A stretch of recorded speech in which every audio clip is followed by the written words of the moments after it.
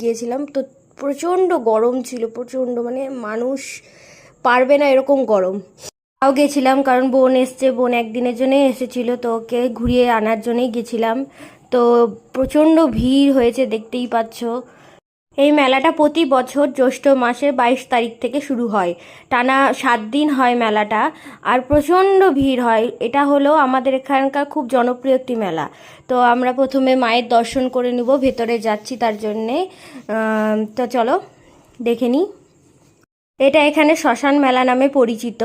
তো এখানে এই মেলাতে এই সময় টানা 7 দিন বাউল গান হয়, লোকের সমাবেশ হয়, প্রচুর মানুষ, এখানে প্রচুর ভক্তরা আসে। তো আমরা ঠাকুরের এই যে মায়ের দর্শন করে তারপরে এখানে এই যে বাউল গান হচ্ছে, এখানে সবাই প্রচুর প্রচুর মানুষ বাউল গান দেখে বসে বসে, রাত্রির 1টা 2টো অবধি বাউল গান হয়। তো তারপরে আমরা চলে গেলাম